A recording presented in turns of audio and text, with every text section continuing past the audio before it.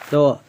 رسم المفتی صفحہ نمبر 127 تتمہ مجتہد فی المذہب کی تعریف۔ علامہ بیری نے فرمایا والمراد بالاجتہاد احد الاجتہادین، کہ اجتہاد سے مراد یہاں پر دو اجتہاد میں سے ایک ہے، یعنی کون سا اجتہاد فی المذہب مراد ہوگا یہاں پر، کیونکہ دوسرا اجتہاد ہے اجتہاد مطلق، تو دو طریقے کا اجتہاد مانا بس، ٹھیک ہے۔ اور مجتہد سے مراد کون ہوگا تو بتا رہے ہیں وہ مجتہد فی المذہب، تو مجتہد فی المذہب میں وہ 5 طریقے کے مجتہدین آ جائیں گے، یعنی مجتہد فی المطلق کو چھوڑ کر اور آخر میں ناقل کو چھوڑ کر بیچ میں 5 بچے، تو 5 میں مجتہد فی المذہب آئیں گے۔ اس لیے مجتہد فی المذہب کی وہ تعریف کر رہے ہیں جو اصحاب تخریج کی ہے۔ دیکھو وعرف، اور مجتہد فی المذہب کی تعریف یہ ہے کہ بأنہ المتمکن من تخریج الوجوہ علی منصوص امامہ او المتبحر،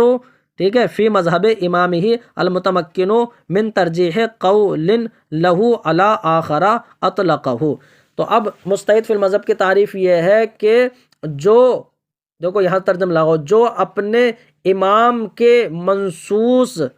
پر، اپنے امام کے صراحت کردہ پر، ٹھیک ہے، مختلف وجوہ سے تخریج کرنے پر قادر ہو، مطلب مختلف وجوہ سے مسائل کی تخریج پر قادر ہو، یہی تو اصحاب تخریج ہوتے ہیں۔ اول متبحر فی مذہب امام، یا امام اپنے امام کے مذہب میں جو ہے تبحر رکھتا ہو، یعنی ایسا عالم ہو۔ المتمکن من ترجیح قول لہ اطلقہ کا تعلق دونوں قول سے ہے، اور امام اعظم کے ایک مطلق قول کو دوسرے قول پر ترجیح دینے پر قادر ہو۔ تو یہ مجتہد فی المذہب کی تعریف ہے، یعنی وسیاتی توضیحہ، اس کی مکمل وضاحت آگے آ رہی ہے۔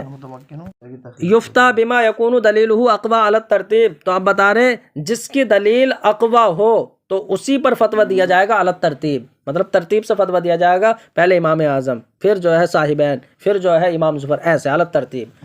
تو آپ بتا رہے فالآن لا ترجیح بالدلیل، یہاں پر الا نہیں ہے، تو الا نہیں ہے کا مطلب یہ ہے کہ اب تو ہمارے زمانے میں کوئی جو ہے مجتہد باقی نہیں رہا، تو جب مجتہد نہیں رہا تو ہمیں دلیل نہیں دیکھنا ہے، ہمیں تو تفصیل میں جانا ہے بس، وہ آگے بتائیں گے۔ دیکھو تو بتا رہے فالآن لا ترجیح بالدلیل، تو اب دلیل سے کوئی ترجیح نہیں دینا ہے اب اس دور میں، بلکہ فلیس الا القول بالتفصیل، اب تو تفصیل کی طرف، یعنی تفصیل کا قول کرنا ہی ہے، تو اب نہیں ہے مگر تفصیل کا،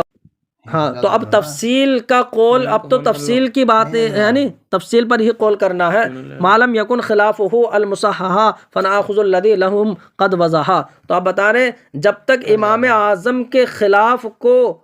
کی تصحیح نہ کی گئی ہو، تو جب تک امام اعظم کے خلاف کی تصحیح نہ کی گئی ہو تو اب ہم اس کو ہی لیں گے کہ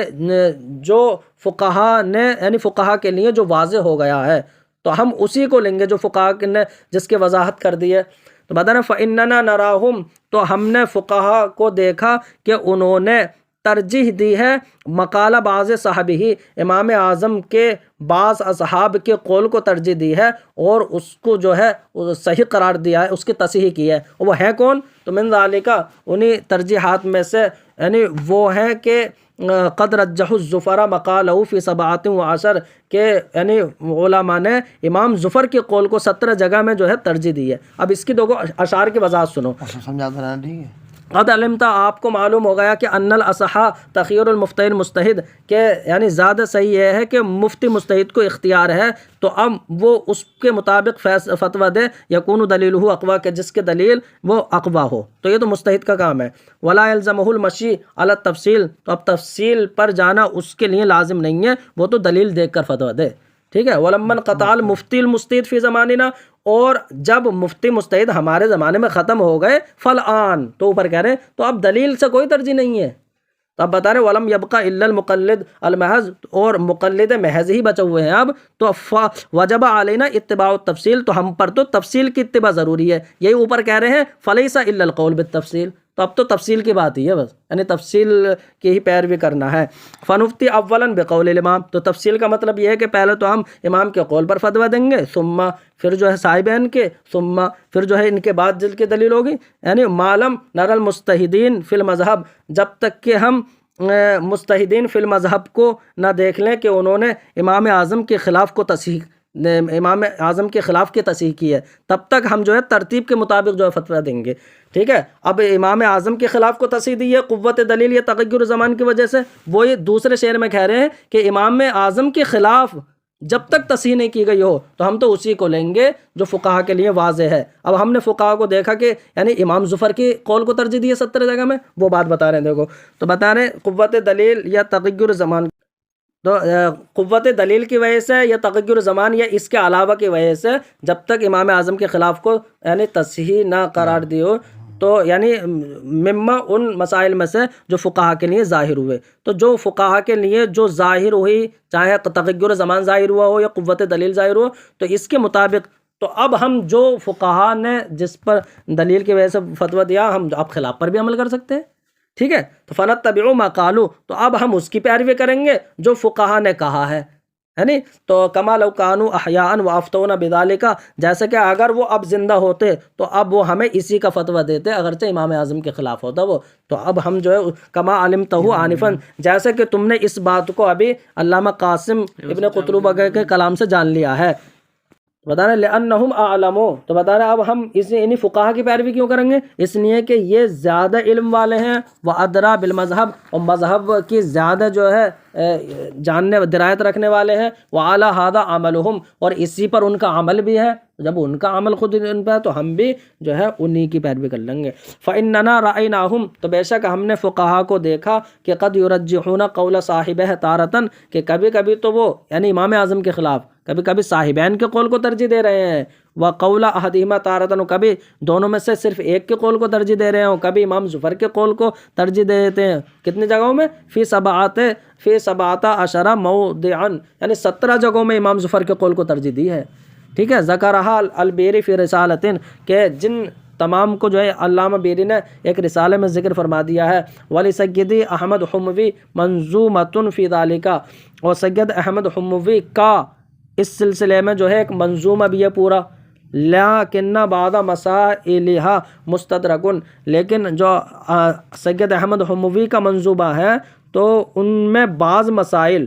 ٹھیک ہے، ان کے بعض مسائل مستدرک ہیں۔ مستدرک ان میں کہا جاتا یعنی مستدرک بنا ہے درک سے، یعنی ادراک، جن میں ان کا خود اپنا ادراک اور اپنا قیاس ہے، تو اپنے قیاس سے جو مسئلے بڑھا دیے جاتے ہیں نا،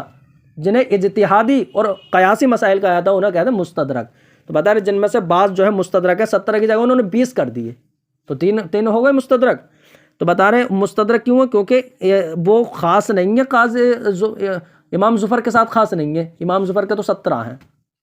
تو بتا رہے ان میں سے بعض جو ہے مستدرک، یعنی 3 مستدرک ہیں، لکونہ لم یختص بہ ظفر، کیونکہ ان بعض مسائل کے ساتھ امام ظفر خاص نہیں ہے، امام ظفر کے تو 17 ہیں۔ وقد نظمت فی ذالک منظومۃ فریدۃ، اور میں نے اس سلسلے میں ایک جو ہے منفرد منظومہ تحریر کیا ہے کہ جس سے میں نے ان مسائل کو ساقط کیا جو مستدرک ہے، مطلب 17 ہی رکھے ہیں بس۔ وزدت علی ما نظمتہ الحموی عدۃ مسائل، اور میں نے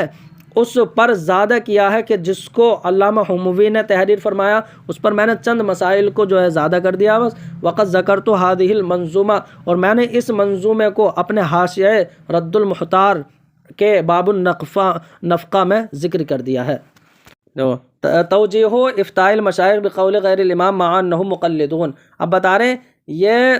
اس بات کی توجیہ کہ مشائخ فتویٰ دے دیتے ہیں قول غیر امام پر، باوجود یہ کہ وہ مقلد ہیں، تو مقلد ہوتے ہوئے بھی غیر امام پر فتویٰ کیوں دے دیتے ہیں؟ تو اس کی وجہ کیا ہے؟ تو وقال فی البحر، تو بحر الرائق کے کتاب القضاء میں فرمایا کہ فإن قلت، اگر آپ اعتراض کریں کہ کیسے مشائخ کے لیے جائز ہے الافتاء بقول غیر الامام الاعظم، امام اعظم کے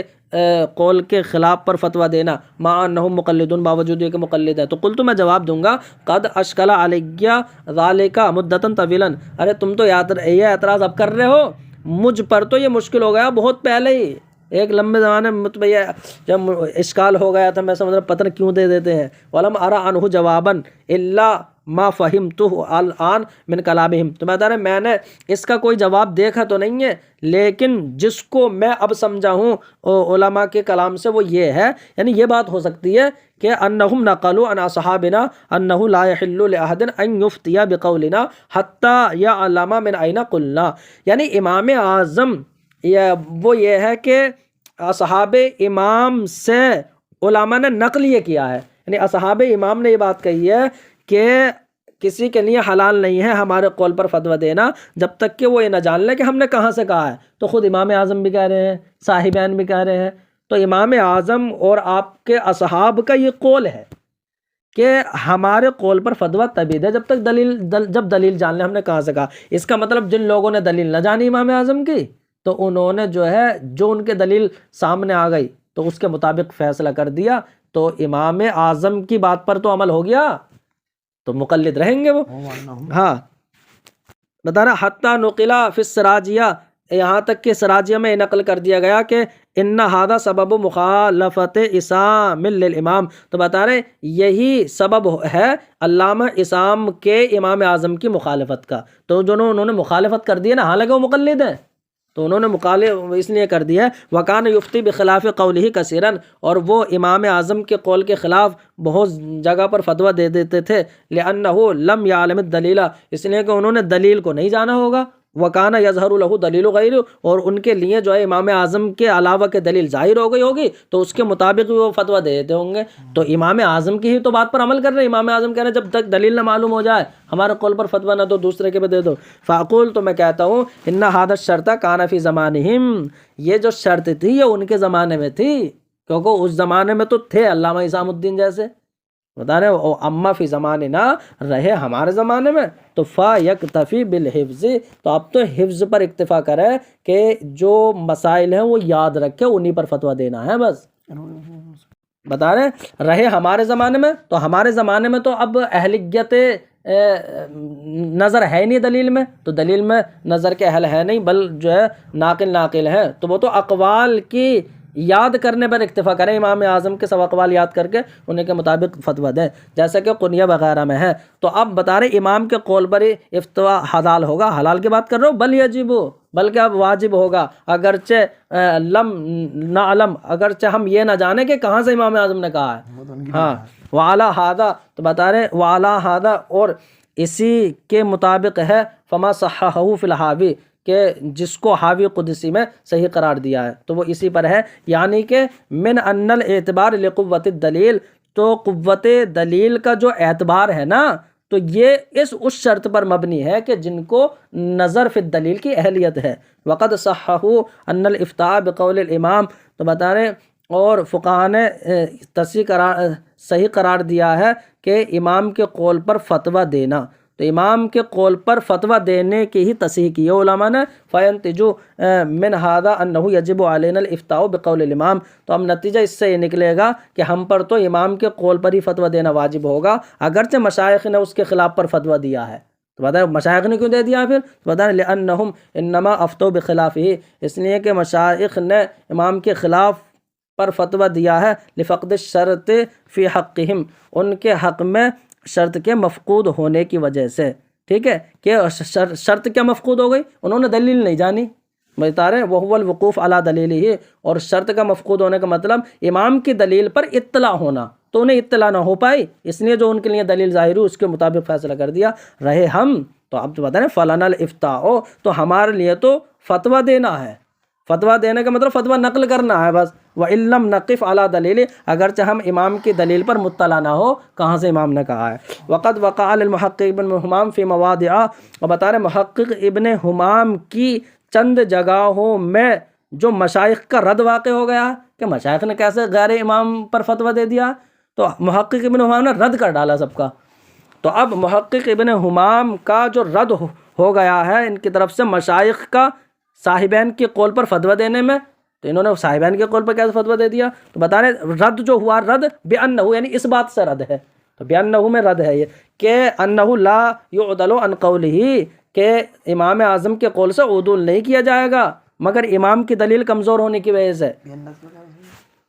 تو محقق ابن حمام نے اس بات سے رد کیا ہے کہ امام اعظم کے قول سے عدول نہیں کیا جائے گا مگر دلیل کے کمزور ہونے کی وجہ سے۔ لیکن ہوا اہل للنظر فی الدلیل، لیکن جو محقق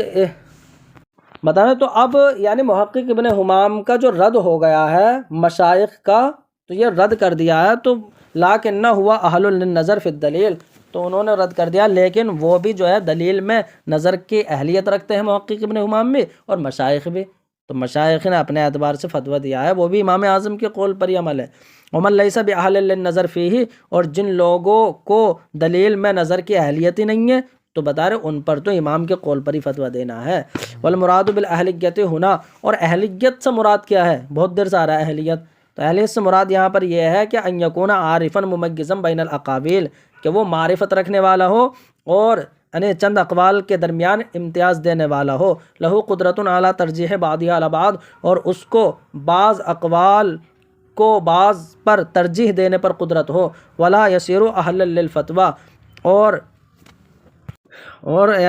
وہ فتوے کا اہل نہیں ہوگا جب تک کہ لم یسر، سارا یسیرو لم یسر ثوابہ اکثر من خطئہ، یعنی جب تک کہ اس کے درست فتاوی جو ہے وہ خطا سے زیادہ نہ ہو جائے، جب تک وہ اس کی درست یعنی وہ خطا سے زیادہ نہ ہو جائے تب تک وہ فتوے کا اہل نہیں ہوگا۔ لأن الصواب متى کثر، اس لیے کہ جب درست اس کے فتوے جب زیادہ ہو جائیں فقط غلبہ، تو وہ غالب ہو گئے۔ ولا عبرت فی المغلوب، اور غالب کے مقابلے میں مغلوب کا اعتبار نہیں ہے، اگرچہ تھوڑی بہت غلطی جو ہو جاتی ہے نا ان کا اعتبار نہیں ہے۔ فإن امور الشرع، اس لیے کہ شریعت کے امور تمام اعم اور اغلب پر مبنی ہے، یعنی غلبے پر مبنی ہے، اس لیے اسے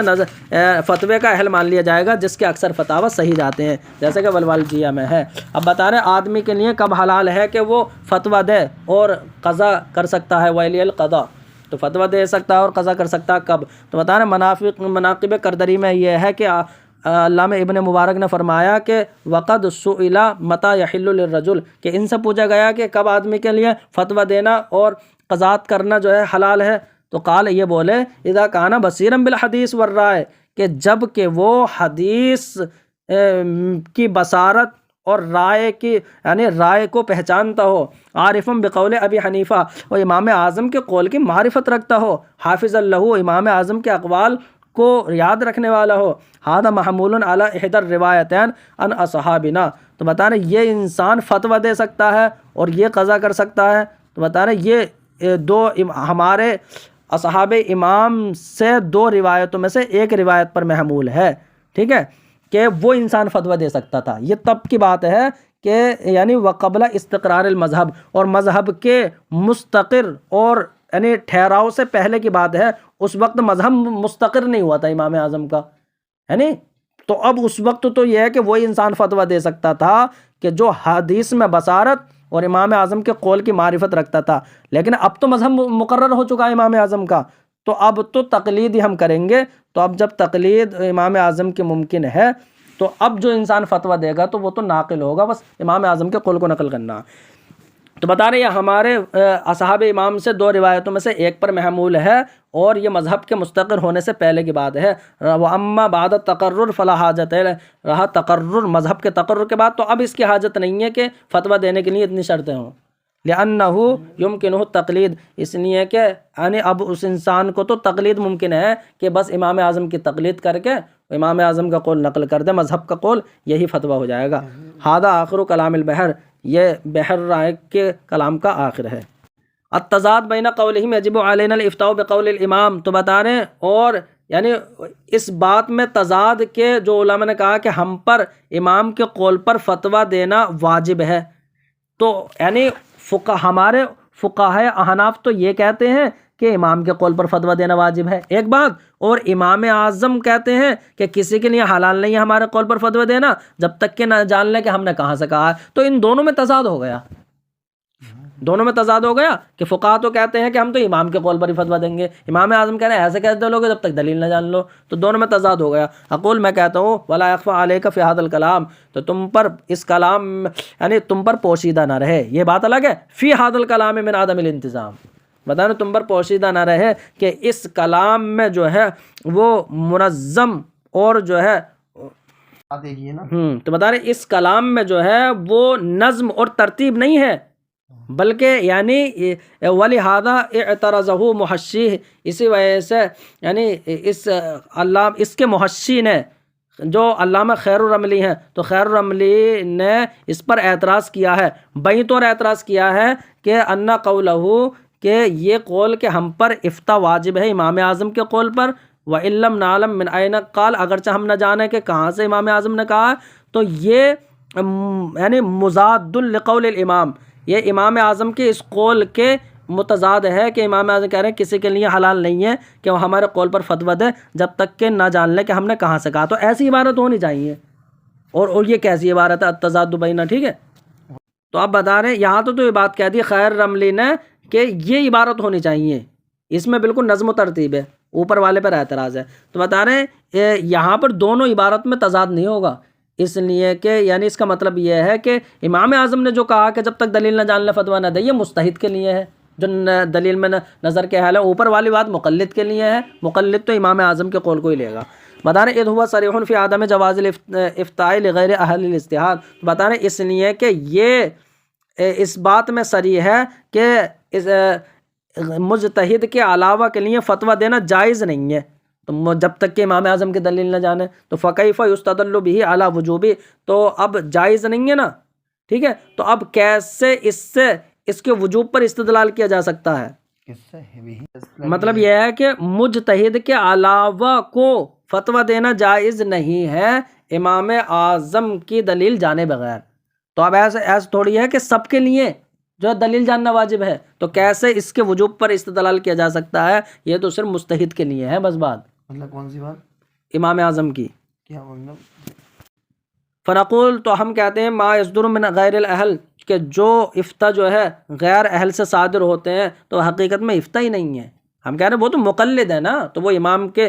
بس فتویٰ امام کے قول پر ہی دیں گے. تو دونوں عبارتوں میں کوئی تضاد نہیں ہوا. تو ہم کہتے ہیں جو غیر اہل سے جو فتویٰ صادر ہوتے ہیں وہ حقیقت میں فتویٰ نہیں ہے، وہ تو مجتہد کے قول کی حکایت ہے کہ انہ قائل بکذا، کہ ہمارے مجتہد وہ ایسا کہتے ہیں تو ہم نے نقل کر دیا. وبی اعتبار هذا الملحظ، بتا رہے اس لحاظ کے اعتبار سے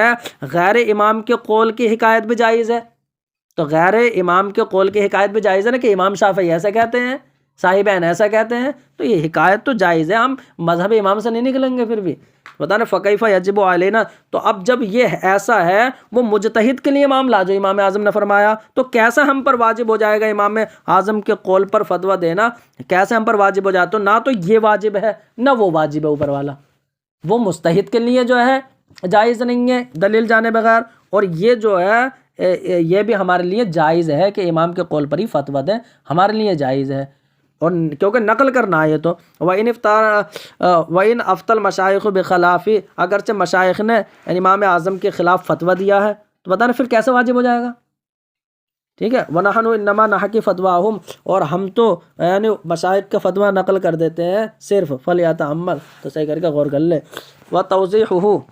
تو دیکھو یہاں پر تو خیر یہ بات ہو گئی کہ جائز ہو گیا، یعنی مجتہد کے لیے بھی دلیل والی صورت جائز ہے اور امام کے قول پر فتویٰ دینا یہ بھی جائز ہے.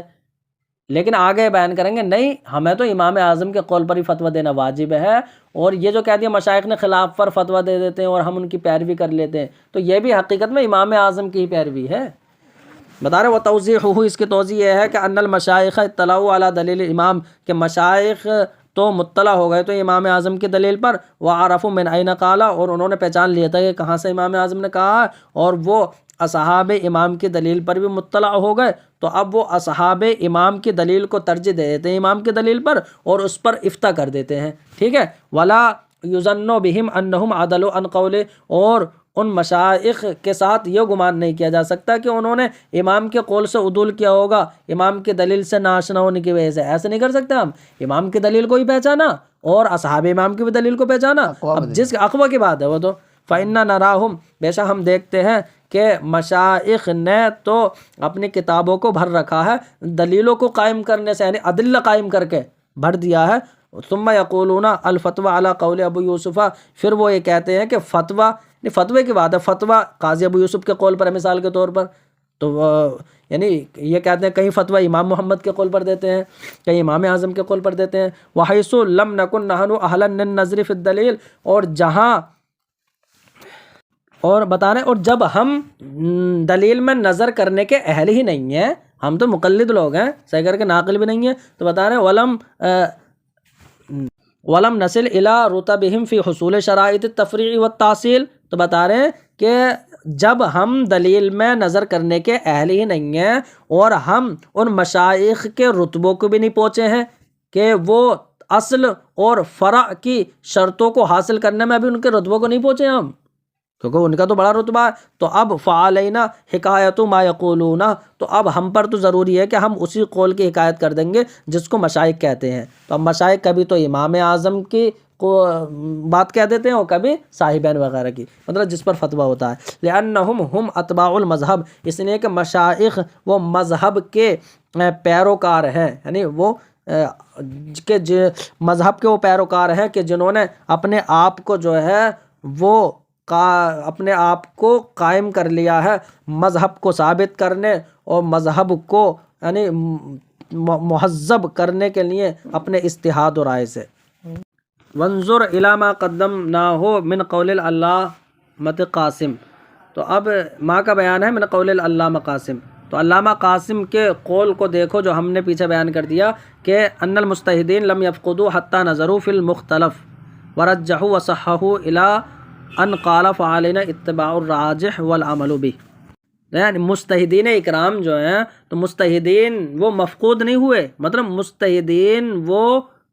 نظر کرتے رہے، مفقود نہیں ہوئے، یہاں تک کہ وہ نظر کرتے رہے فی المختلف مختلفی مسائل میں. تو مطلب یہ ہوا یعنی مجتہدین اکرام وہ مختلف فی مسائل میں وہ نظر کرتے رہے، ورجحو اور انہوں نے ترجیح دی ہے، وہ تصحیح کی ہے، یہاں تک کہ جو ہے انہوں نے فرمایا ہے فعلینا، تو اب ہم پر تو جب انہوں نے ترجیح دے دی ہے تو اب تو راجح کی پیروی ہم پر ضروری ہے اور اسی پر عمل کرنا ضروری ہے. جیسے کہ اگر وہ مجتہدین اکرام اپنی زندگی میں فتویٰ دیتے تھے تو بتا رہے اب اگر وہ اس زمانے میں ہوتے تو تب بھی ہم پر انہی کی پیروی کرنا اور عمل کرنا ضروری ہوتا.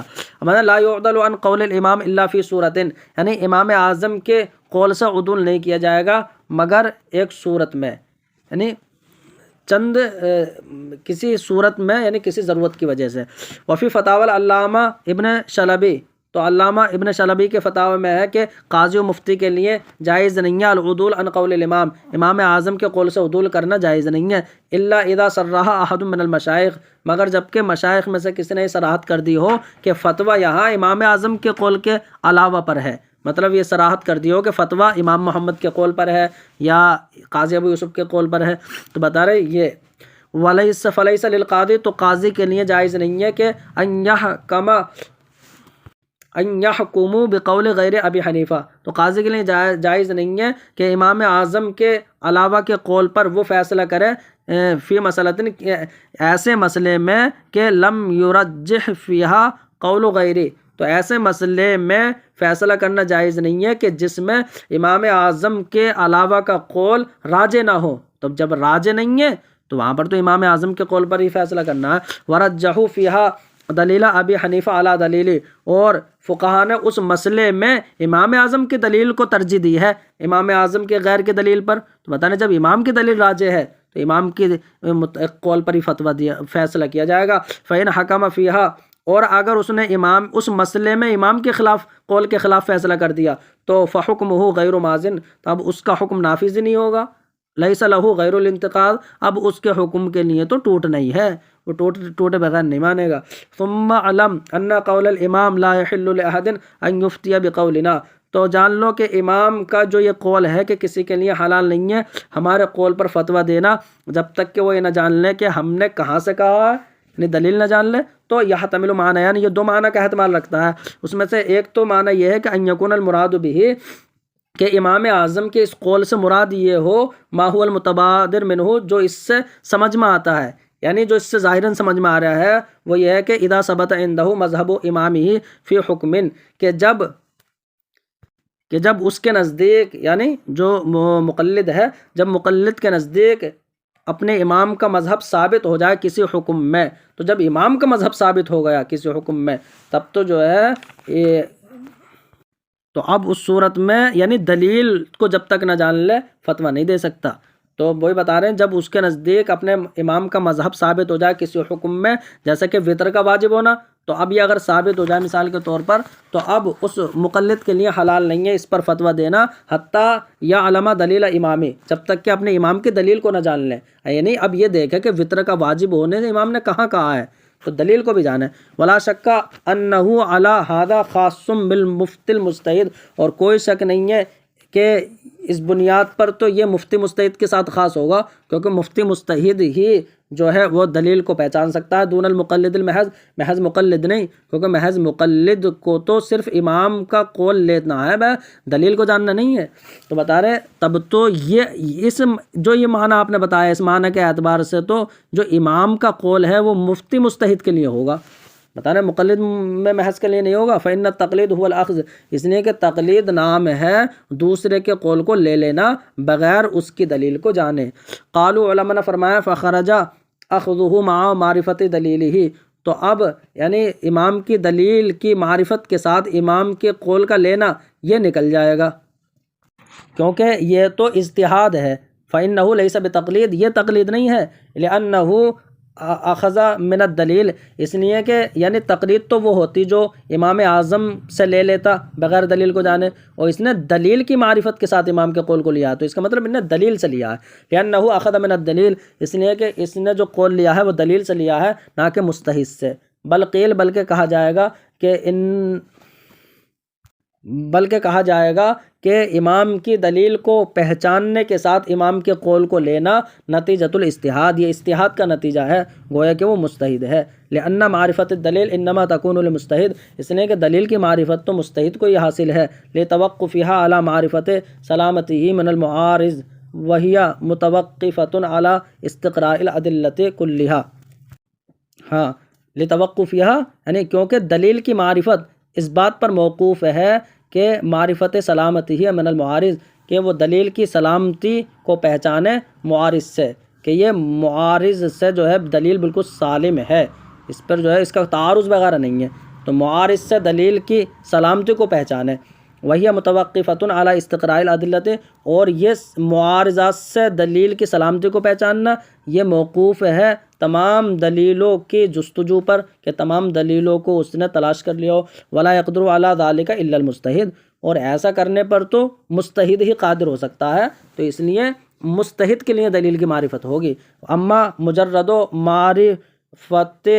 ان المجتہد الفلانی اخذ الحکم الفلانی من الدلیل الفلانی فلا فائدۃ فیہا، تو بتا رہے اور رہا محض یہ جاننا کہ فلاں مجتہد نے فلاں حکم کو فلاں دلیل سے لیا ہے، بتا رہے یہ تو جو ہے مقلد بھی کر لیتا ہے، تو فلا فائدۃ فیہا، تو اب اس میں کوئی فائدہ نہیں ہے، یعنی فلا بد ان یکون المراد من وجوب معرفت الدلیل علی المفتی، اور بتا رہے تو ضروری یعنی مفتی پر دلیل کی معرفت واجب ہے، تو اس سے مراد یہ ہے کہ وہ یعنی اس کی دلیل کی حالت کو جانے،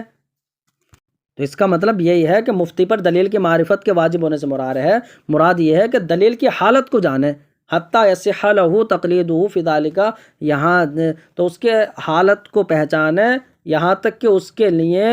اس میں اس کی تقلید صحیح ہو جائے، یہاں تک کہ اس مسئلے میں یعنی اس دلیل میں مجتہد کی تقلید اس کے لیے صحیح ہو جائے، تو بتا رہے مال جزم بھی اس کے یقین کے ساتھ کہ ہاں یہی دلیل ہے، اس دلیل کی حالت کو یقین کے ساتھ جانے، و افتاء غیرہ بھی، اور دوسرے کو اس کے ذریعے فتویٰ دینے کے میں، تو دوسرے کو اس کے ساتھ فتویٰ دینے میں جو ہے اس کی تقلید صحیح ہوگی، تو جزم کے ساتھ ہو اور دوسرے کو اس کا فتویٰ دینے میں تب اس کی صحیح ہوگی جبکہ اس کی حالت کو پہچان لے۔ وَهَذَا لَا يَتَأَتَّى إِلَّا فِي الْمُفْتِي الْمُجْتَهِدِ فِي الْمَذْهَبِ، تو بتا رہے یہ بات کہ دلیل کی حالت کو جاننا تو یہ تو مفتی مجتہد فی المذہب کے لیے ہی حاصل ہو سکتا ہے، وَهُوَ الْمُفْتِي حقیقتاً، اور وہی مفتی ہے حقیقت میں، اما غیرہ، رہے اس کے علاوہ یعنی جو یہ جان لیتا ہے کہ فلاں مجتہد نے فلاں حکم فلاں دلیل سے لیا ہے، بس یہ، اور دلیل کی معرفت اور دلیل کی حالت کو نہیں جانتا ہے، تو بتا رہے وہ تو ناقل ہے۔ لیکن کون المراد ھذا بعید، بتا رہے یہ جو آپ نے معنی بتایا ہے، اس کا معنی یعنی امام اعظم نے جو فرمایا کہ ہمارے قول پر فتویٰ دینا حلال نہیں ہے جب تک کہ دلیل کو نہ پہچان لیں، تو آپ نے یہ بتایا کہ یہ مجتہد کے لیے ہو سکتا ہے وہ دلیل کی معرفت رکھے، تو بتا رہے یعنی مراد کا یہ ہونا، کون المراد ھذا، مراد کا یہ ہونا بعید ہے، کیوں؟ لأن هذا المفتی حیث لم یکن وصل الى رتبۃ الاجتہاد المطلق یلزمہ التقلید، اس لیے کہ یہ مفتی جو بھی آپ بتا رہے ہیں دلیل کی معرفت والا، یہ مفتی جب تک درجہ اجتہاد فی المطلق تک نہیں پہنچے گا، تو جب یہ مجتہد مطلق کے رتبے تک نہیں پہنچے گا تو اس پر تقلید ہی لازم ہوگی۔ لمن ان لوگوں کی تقلید لازم ہوگی وصل الیہا جو اجتہاد فی المطلق کے رتبے کو پہنچ گئے تو ان کی تقلید ہی کریں گے۔ ولا یلزمہ معرفت دلیل امامی، تو اب اپنے امام کی دلیل کا پہچاننا ان پر لازم نہیں ہے، الا علی قول، مگر ایک قول کے مطابق، یعنی ایک قول کے مطابق ہی اپنے دلیل کی معرفت ان پر لازم ہوگی، امام کی دلیل کی معرفت۔ اب بتائیں غیر المجتہد المطلق یلزمہ التقلید، تو مجتہد مطلق کے علاوہ پر تقلید لازم ہے، تو انہیں تو تقلید کرنا لازم ہے جو مجتہد مطلق نہیں ہے۔ بتا رہے تحریر میں فرمایا ہے کہ مسئلہ غیر المجتہد المطلق یلزمہ التقلید، یعنی مسئلہ یہ ہے کہ مجتہد مطلق کے غیر پر کہ تقلید لازم ہے، اگرچہ وہ یعنی فقہ کے بعض مسائل میں خود مجتہد ہو، تو بعض مسائل میں اگرچہ خود مجتہد ہے لیکن مجتہد مطلق نہیں ہے۔ تو بتا رہے فقہ کے بعض مسائل میں یا بعض علوم میں خود مجتہد ہے، جیسے کہ فرائض مان لو، تو فرائض میں خود مجتہد ہے، علی القول بتجزی الاجتہاد، تو بتا رہے ان لوگوں کے قول پر جو اجتہاد کی تجزی کے قائل ہیں، جو لوگ یہ کہتے ہیں کہ اجتہاد متجزی ہو سکتا ہے، ایسا ہو سکتا ہے کہ کسی کو فقہ کے بعض مسائل میں کوئی مجتہد ہو سب میں نہ ہو، تو اجتہاد کی تجزی کا قول جو لوگ کرتے ہیں ان کے مطابق جو ہے بعض مسائل میں یہ مجتہد ہے تو اسے کیا تقلید لازم ہے۔ تو بتا رہے ہیں وہو الحق، اور یہی حق ہے کہ اجتہاد میں تجزی ہو جاتی ہے، تو فیقلد غیرہ فیما لا یقدر علیہ، تو اب معاملہ یہ ہے کہ یہ اپنے غیر کی تقلید کرے گا ان مسائل میں کہ جن پر یہ خود قدرت نہیں رکھتا ہے، مطلب جن میں یہ خود مجتہد نہیں ہے۔ العالم یلزمہ التقلید ام لا، بتا رہے ہیں عالم پر تقلید لازم ہے یا نہیں، تو اب قیل فی العالم انما یلزمہ التقلید بشرط تبین صحت مستند المجتہد والا لم یجوز لہ تقلید، بتا رہے عالم کے بارے میں یہ کہا گیا ہے کہ اس پر تقلید لازم ہے اس شرط کے ساتھ کہ وہ مجتہد کی دلیل کی صحت کو، یعنی مجتہد کی دلیل کی صحت ظاہر ہو جائے، تو یہ عالم وہی ہوگا مجتہد جو دلیل میں نظر کی اہلیت رکھتا ہے، تو بتا رہے اس کے لیے تو اس شرط کے ساتھ تقلید لازم ہے کہ مجتہد کی سند یعنی دلیل کی صحت ظاہر ہو جائے، ورنہ تو اس کے لیے تقلید جائز نہیں ہے۔ والاول قول الجمہور، تو پہلا جو ہے جمہور کا قول ہے جو یہ کہتے ہیں کہ مجتہد کی دلیل کی صحت جب تک ظاہر نہ ہو جائے تقلید جو ہے اس کے لیے جائز نہیں ہے، مطلب تقلید اس پر لازم ہے کہ مجتہد کی دلیل کی صحت ظاہر ہو جائے، یہ پہلا جمہور کا قول ہے، اور دوسرا جو کہتے ہیں جائز نہیں ہے یہ بعض معتزلہ کا قول ہے، یعنی کہ جو تحریر میں کہا نا پیچھے کہ جو مجتہد مطلق نہیں ہے اس پر تقلید لازم ہے اگرچہ بعض مسائل میں مجتہد ہو، یہ جمہور کا قول ہے، اور یہ جو عالم کے بارے میں کہا گیا ہے کہ عالم پر تقلید لازم ہے کہ وہ مجتہد کی دلیل کی صحت ظاہر ہو جائے، یہ بعض معتزلہ کا قول ہے۔ کما ذکرہ شارحہ، جیسے کہ اس کے شارح نے اس کو ذکر کیا ہے، یعنی تحریر کے جو پیچھے تحریر کتاب ہے تحریر کے شارح نے اس کو ذکر کیا، فقولہ، تو اب ان کا قول کہ اس پر تقلید لازم ہے مع ما قدمناہ، یعنی اس عبارت کے ساتھ جو ہم نے پیچھے بیان کی، یعنی پوری عبارت، تو اب یہ قول جو آیا ہے من تعریف التقلید، تو اب تقلید کی تعریف کیا ہے، تو یعنی کہ تقلید کی تعریف یہ ہے کہ یدل علی ان ما، تو پیچھے یہ قول ہے یہ من تعریف التقلید، یہ تقلید کی تعریف ہے، تو اب بتا رہے ہیں یہ جو قول ہے جس میں تقلید کی تعریف ہے یہ اس بات پر دلالت کر رہا ہے کہ دلیل کی معرفت مجتہد مطلق کے لیے ہوگی صرف، تو صرف مجتہد مطلق کے لیے دلیل کو معرفت ہو سکتی ہے، وَأَنَّهُ لَا يَلْزَمُ غَيْرَهُ، وَإِنَّمَا لَا يَلْزَمُ، لا يلزم مطلب یعنی اور دلیل کی معرفت یعنی مجتہد مطلق کے غیر پر لازم نہیں ہے اگرچہ وہ غیر مجتہد فی المذہب ہو، یعنی اس سے تو یہ سمجھ میں آ گیا پیچھے بات سے، لے بتا رہے ہیں لیکن نقل الشارع عن الزرکشی، لیکن علامہ زرکشی شافعی کے حوالے سے شارع نے نقل کیا ہے کہ ان اطلاق الحاقہ بالعام صرفی فیہ نظر، تو بتا رہے ہیں یعنی مجتہد فی المذہب کو محض عام مقلد کے ساتھ لاحق کرنا جو ہے نا، تو لاحق کر دینے کا جو اطلاق ہے فیہ نظر، اس میں نظر ہے، کیونکہ مجتہد فی المذہب کو یہ کہہ دینا کہ وہ دلیل کی معرفت نہ رکھتے، اس میں نظر ہے، لا سیما فی اتباع المذاہب المتبحرین، اور خاص کر ان کے بارے میں کہہ دینا کہ جو مذہب میں متبحر ہیں اور مذہب کے پیروکار ہیں، فإنہم لم ینسبوا انفسہم نسبۃ المقلدین، تو بتا رہے اس لیے کہ ان لوگوں نے اپنے آپ کو مقلدین کی طرح قائم نہیں کیا ہے، کیونکہ یہ تو مجتہدین بھی ہیں۔ ولا شک فی الحاقہم بالمجتہدین، اور کوئی شک نہیں ہے اس بات میں کہ یہ جو حضرات ہیں مجتہدین فی المذہب یہ مجتہدین کے ساتھ لائق ہیں۔ اذ لا یقلد مجتہد مجتہدن، اس لیے کہ مجتہد مجتہد کی تقلید نہیں کرتا ہے۔ ولا یمکن ان یکون واسطۃ بینہما، اور یہ بھی ممکن نہیں ہے کہ ان دونوں کے درمیان واسطہ ہو، یعنی مجتہد اور مقلد کے درمیان ایسا بھی نہیں ہے کوئی واسطہ ہو اور مجتہد فی المذہب کو اس میں مان لیا جائے، نہیں، بلکہ مجتہد فی المذہب بھی مجتہد نہیں ہے، مجتہد ہی ہیں۔ لأنہ لیس لنا سوا حالتین، اس لیے کہ ہمارے لیے ان دو حالتوں کے سوا نہیں ہے، یا تو مجتہد ہے یا مقلد ہے، اور یہ مجتہد فی المذہب جو ہے یہ مجتہد میں ہے، انہیں نکالا نہیں جائے گا، جیسے کہ اس میں کہہ دیا گیا ہے، یعنی تقلید کی تعریف سے لازم آتا ہے۔ احداث و مذہب زاہد متعذر الوجود، ہم بتا رہے زاہد مذہب کو پیدا کرنا یہ متعذر الوجود ہے، اب تو یعنی زائد مذہب نہیں ہو سکتے، چار ہی رہیں گے بس، یہ استحاد فی المطلق کے چار ہیں بس۔ قال ابن المنیر، تو ابن منیر نے فرمایا مختار یہ ہے کہ انہم مجتہدون ملتزمون، کہ یہ فقہا یہ جو حضرات ہیں یہ مجتہد ہیں اور یہ التزام کرنے والے ہیں کہ ان لا یحدثوا مذہبا، کہ یہ اس بات کا التزام کرنے والے ہیں کہ یہ کسی مذہب کو پیدا نہیں کریں گے، کیونکہ یہ حضرات اگر چاہتے مجتہد فی المذہب تو یہ تو یعنی مجتہد فی المطلق بھی ہیں، لیکن انہوں نے کوئی الگ مذہب نہیں بنایا بلکہ انہوں نے امام اعظم کے ہی مقلد بن کر رہے۔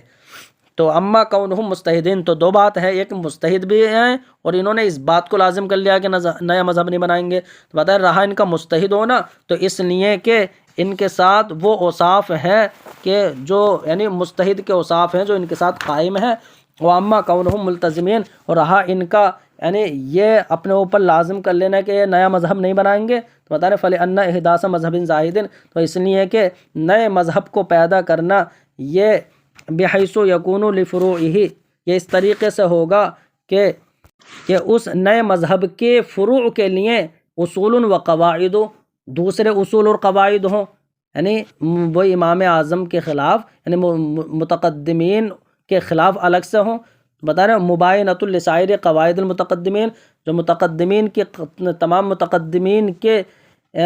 قواعد کے خلاف ہوں، پتہ نہیں ایسا ہو نہیں سکتا، فتح معذر الوجود، تو یہ تو متعذر الوجود ہے، کیوں؟ لاستیعاب المتقدمین سائر الاسالیب، اس لیے کہ متقدمین حضرات نے تو یعنی جو اصول و قواعد کے تمام جو اسلوب اور طرق ہیں ان تمام کا استیعاب کر لیا ہے، تمام کو گھیر لیا ہے، تو اب کوئی بچا ہی نہیں۔ نعم لا یمتنع علیہم تقلید امام فی قاعدۃ،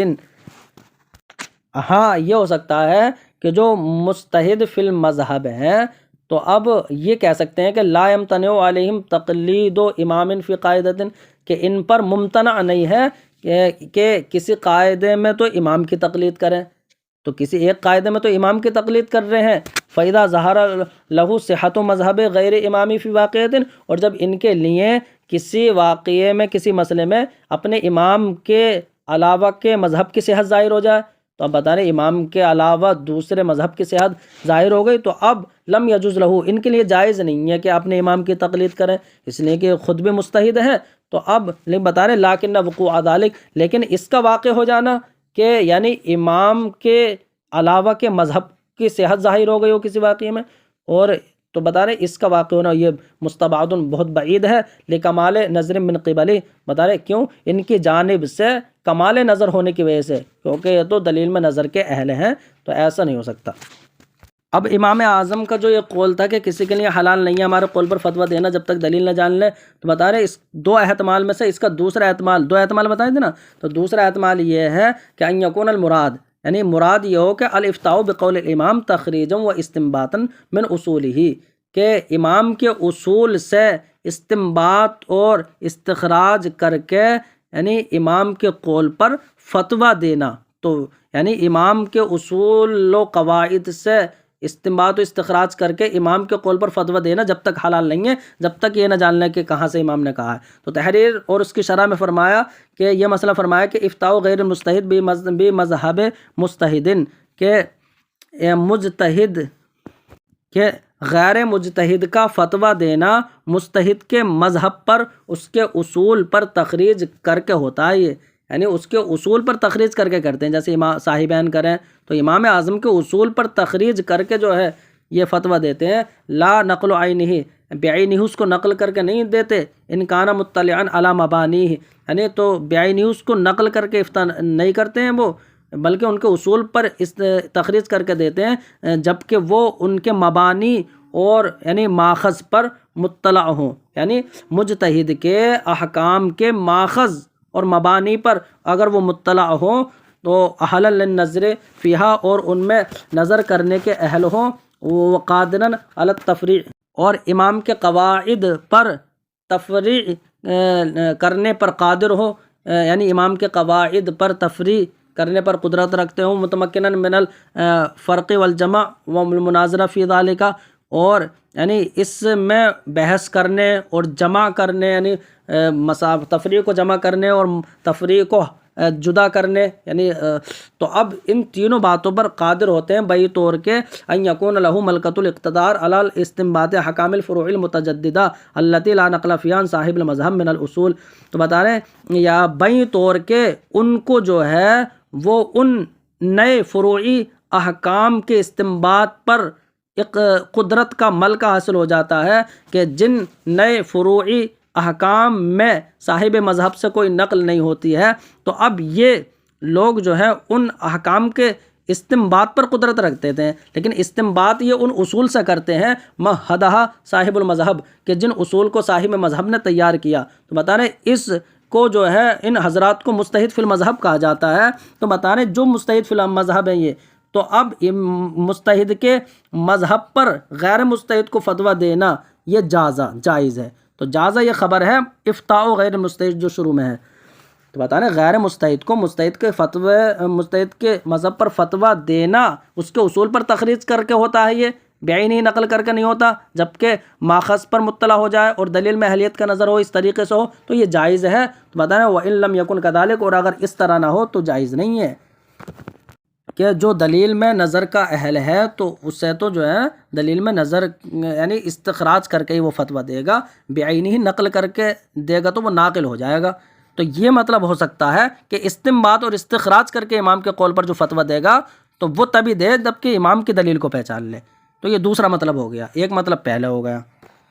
پہلا مطلب کیا ہے؟ یعنی کسی حکم میں جب امام کا مذہب ثابت ہو جائے تو اب فتویٰ تب تک نہ جائے جب تک کہ دلیل کو نہ پہچان لے، کہ جیسے وطر کے واجب ہونے میں یہ ثابت ہو گیا تو امام کی دلیل کیا ہے، تو یہ مفتی مجتہد کر سکتا ہے۔ تو یہ دو مطلب ہو گئے، ایک پہلا احتمال ایک احتمال۔ اب بتا رہے من حفظ الاقاویل للحجج فلا یحل لہ الافتاء، تو بتا رہے جو انسان جو ہے امام اعظم کے اقوال کو یاد رکھے دلیلوں کو نہیں تو اس کے لیے افتاء حلال نہیں ہے۔ مطلب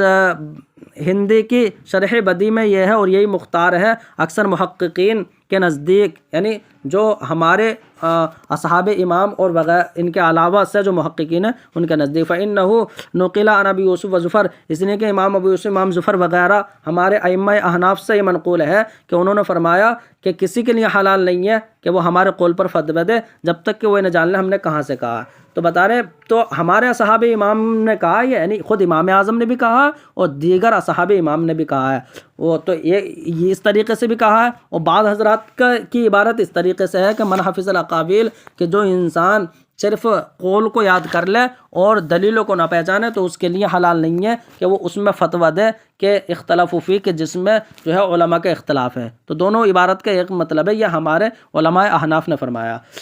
وقیل جازہ بشرط عدم المجتہد واستقر بہ العلامہ،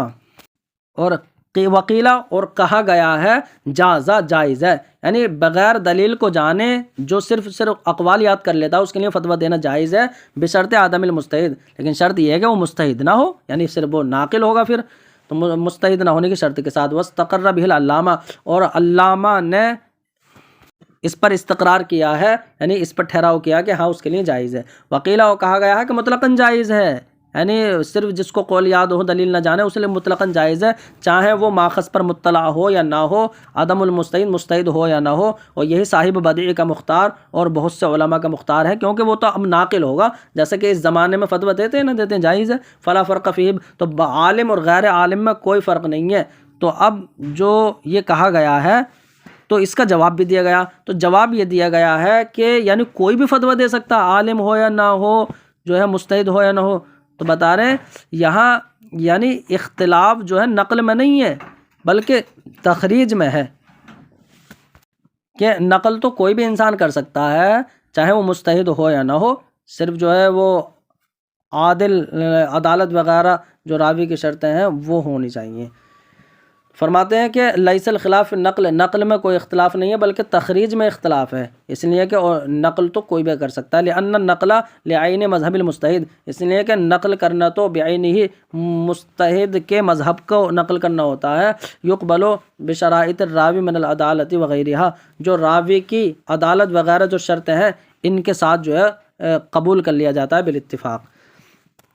تو اب یعنی جو اوپر یہ کہہ دیا ہے کہ مطلقاً افتہ جائز ہے، چاہے ماخذ پر مطلع ہو یا نہ ہو، مجتہد ہو یا نہ ہو، کیونکہ وہ ناقل ہے، تو اس کا یہ جواب دیا گیا کہ نقل میں تھوڑی اختلاف کی بات چل رہی ہے، تم نقل کو لے کے بیٹھ گئے، بلکہ تخریج میں اختلاف کی بات چل رہی ہے۔ اقول، تو اب میں کہتا ہوں وَيَظْهَرُ مِمَّا ذَكَرَهُ الْهِنْدِي، کہ علامہ ہندی نے جو ذکر کیا اس سے یہ ظاہر ہوتا ہے کہ أَنَّ هَذَا غَيْرُ خَاصٍ بِالْأَقْوَالِ الْإِمَام، کہ جو پیچھے بات کی ہے نا کہ اصحاب امام نے وہ بات کہی ہے کہ کسی کے لیے فتویٰ دینا جائز نہیں جب تک ہماری دلیل کو نہ پہچان لے، تو یہ امام اعظم کے ساتھ خاص نہیں ہے بلکہ اصحاب امام نے یہ کہا ہے کہ یہ جو ہے امام کے اقوال کے ساتھ خاص نہیں ہے، بل اقوال و اصحابی کذالک، بلکہ اصحاب امام کے اقوال بھی اسی طرح ہیں۔ وان المراد بالمجتہد فی المذہب، اور مجتہد فی المذہب سے مراد وہ یعنی ہم اہل الطبقۃ الثالثہ، وہ طبقہ ثالثہ والے ہیں، یعنی کہ مجتہد فی المسائل، تو گزرے ہوئے ساتوں طبقے میں جو تیسرے طبقے والے کون ہیں؟ مجتہد فی المسائل، اور طبقہ ثانیہ والے بھی ہیں یعنی اصحاب امام، تو اصحاب امام یعنی مجتہد فی المذہب یعنی اہل اجتہاد مطلقین، کوئی مطلق اجتہاد والے، بتانے مطلقاً اجتہاد والے ہیں وہ صاحبین وغیرہ، تو اب مطلقاً اجتہاد والے ہیں لیکن طبقہ ثانیہ میں کیوں رکھ دیا انہیں؟ تو بتا رہے الا انہم قلدوہ فی اغلب اصول، مگر یہ کہ انہوں نے تقلید کا قلادہ اپنے گردنوں میں ڈال لیا ہے امام کے اکثر اصول میں اور امام کے قواعد میں، اس بنیاد پر کہ مجتہد کے لیے یہی ہے کہ وہ دوسرے کی تقلید کرے۔ وفیہ عن ابی حنیفہ روایتان، اور اس امام اعظم سے اس بارے میں دو روایتیں ہیں کہ یعنی یہ جائز ہے یا نہیں۔ تو بتا رہے قاضی ابو یوسف کیا مسئلہ تو جواز کے تائید کر رہا ہے، کیا ایسا ہو سکتا ہے کہ مطلب کسی مسئلے میں یہ کہہ دیں کہ ہمارے مجتہد نے ایسا فرمایا ہے، تو اب یعنی خود مجتہد کی تقلید کرے اگرچہ خود مجتہد مطلق ہیں وہ۔ تو وہی فرماتے ہیں امام اعظم سے اس میں دو روایتیں ہیں، ایک جواز کی ایک عدم جواز کی، لیکن قاضی ابو یوسف کا مسئلہ جواز کی تائید کر رہا ہے کہ جب انہوں نے جمعے کی نماز پڑھی تو فاخبروہ بوجود فارۃ فی حوض الحمام، تو اب غسل خانے کے حوض میں چوہے کے موجود ہونے کی لوگوں نے خبر دی، تو اب انہوں نے کہا نقلد اہل المدینہ، ہم تو مدینے والوں کی تقلید کرتے ہیں، ٹھیک ہے۔ تو اب انہوں نے یہ بات کہہ دی ہم مدینے والوں کی تقلید کر دو، خود مجتہد ہیں اور دوسرے کی تقلید کر رہے ہیں۔ اور امام محمد سے روایت ہے کہ یقلد اعلم منہ، کہ امام محمد اپنے سے زیادہ علم والے کی تقلید کرتے تھے، ٹھیک ہے۔ او علی انہ وافق اجتہادہم فیہا، یا یعنی مجتہد دوسرے کی تقلید کرتے ہیں تو تقلید کا مطلب یہ ہو سکتا ہے کہ ان کا اجتہاد جو ہے موافق ہو جاتا ہے اس مسئلے میں، یعنی امام کے اجتہاد کے موافق ہو جاتا ہے، تو یہ مان لیا جاتا ہے کہ ان کے مطابق ان کی بات ہو گئی۔ وحیث نقل مثل هذا عن بعض الائمۃ الشافعیہ، تو بتا رہے اور اس جیسی بات نقل کی گئی ہے بعض ائمہ شافعیہ سے، جیسے کہ قفال اور شیخ ابو علی اور قاضی حسین، تو یہ حضرات جو بات کہتے وہ امام شافعی کی بھی بات ہوتی تھی، تو امام شافعی کے مقلد یہ کہلاتے تھے کیونکہ موافقت ہو جاتی تھی بات میں۔ تو بتا رہے مگر یہ انہم کانوا یقولون کہ وہ حضرات کہتے تھے کہ لسنا مقلدین للشافعی، کہ ہم امام شافعی کے مقلد نہیں ہیں، بل وافق راینا رایہ، بلکہ ہماری رائے امام شافعی کی رائے کے موافق ہو گئی ہے بس۔ تو یقال مثلہ فی اصحاب ابی حنیفہ، تو بتانے جب یہاں ایسی بات ہے تو امام اعظم کے اصحاب کے بارے میں بھی اس جیسی بات کہی جا سکتی ہے، بدرجہ بالاولا، بدرجہ اولا کہی جا سکتی ہے کہ قاضی ابو یوسف اور قاضی وہ امام محمد بھی جو ہے مجتہد مطلق ہیں، لیکن انہوں نے امام اعظم کی تقلید کی ہے، اور امام ایک مجتہد دوسرے کی تقلید کر سکتا ہے۔ وقد خالفہ فی کثیر من الفروع، تو بتا رہے ہیں اور فقہاء یعنی انہوں مجتہدین فی المذہب جو صاحبان وغیرہ ہیں، انہوں نے امام کی مخالفت کی ہے بہت سے فروع میں، ومع ھذا، تو بتا رہے ہیں یہ مخالفت کرنے کے باوجود لم تخرج اقوالہم عن المذہب، ان کے اقوال جو ہے مذہب سے خارج نہیں ہیں، کما مرہ تقریرہ، جیسے کہ یہ بات پیچھے گزر گئی، تو تب بھی یہ کہے جائیں گے کہ یہ مذہب امام کے، کیونکہ اصول کے مطابق بات کر رہے ہیں، امام کے اصول کے مطابق ہی ان کے فتوے ہوتے ہیں، تو اس کا مطلب اگرچہ فروع میں اختلاف ہے لیکن اصول میں اختلاف نہیں ہے۔ اب فرماتے ہیں لا یحل لاحد ان یفتیہ، کا محمل کیا ہو گیا؟ تو محمل ہو گیا کہ امام اعظم کی بھی قول ہے اور اصحاب امام کا بھی ہے۔ بتانے فقط تحرر مما ذکرنا، تو ہم نے جو ذکر کیا اس سے ثابت و واضح ہو گیا کہ ان قول الامام، کہ امام اور آپ کے اصحاب کا یہ جو قول ہے کسی کے لیے حلال نہیں کہ ہمارے قول پر فتویٰ دے، جب تک کہ نہ جان لیں کہ ہم نے کہاں سے کہا، یہ مجتہد فی المذہب کے فتوے پر محمول ہے جو استنباط و استخراج کے طریقے پر ہوتا ہے، یعنی جو دوسرے احتمال سے ہم نے سمجھا، جیسے کہ آپ نے یعنی تحریر اور شرح بدیع کے کلام سے جان لیا۔ اور ظاہر ہے کہ جو مجتہد فی المذہب میں کتنے طبقے شامل ہیں، یہ بھی آگے پیچھے، وہ طبقے ثالثہ والے، رابعہ، خامسہ والے سب اس میں شریک ہیں۔ وَإِنَّ مَنْ عَدَاهُمْ، بے شک جو ان کے علاوہ ہیں یعنی ناقلین محض، تو وہ تو نقل پر اکتفا کریں گے۔ وَإِنَّ عَلَيْنَا اتِّبَاعُ مَا، تو دیکھو ما کا بیان ہے من استنباطہم غیر المنصوصۃ عن المتقدمین ومن ترجیحاتہم، تو بے شک ہم پر تو یعنی واجب ہے کہ ہم ان مجتہدین جو فقہاء ہیں، تو ہم ان مجتہدین کے مستنبط مسائل کی جن کی صراحت متقدمین سے نہیں ہے اور ان کی ترجیحات کی پیروی ہی کریں گے کہ نقلوہ لنا، کہ جن کو انہوں نے ہمارے لیے نقل کیا ہے یعنی متقدمین سے۔ ولو کانت، اگرچہ یعنی ان کا جو مستنبط کرتا قول ہے اگرچہ امام کے قول کا غیر ہو جائے، جیسا کہ ہم نے اس کو ثابت کر دیا اس بحث کے شروع میں، لیکن انہوں نے جو لأنہم لم یرجحوا ما رجحوہ، اس لیے کہ جس قول کو بھی انہوں نے ترجیح دی ہے وہ اٹکل سے نہیں دی ہے، بلکہ انہوں نے یعنی ماخذ پر ان کے مطلع ہونے کے بعد جو ہے انہوں نے ترجیح دی ہے، جیسے کہ ان کی جو مصنفات ہیں، تصنیفیں ہیں، وہ اس پر شاہد ہیں۔ خلافا لما قالہ فی البحر، تو یہ اس کے خلاف ہے جو بحر الرائق میں فرمایا، تو بحر الرائق کے قول کے خلاف ہے، انہوں نے اس کے بعد الگ بات کہی ہے۔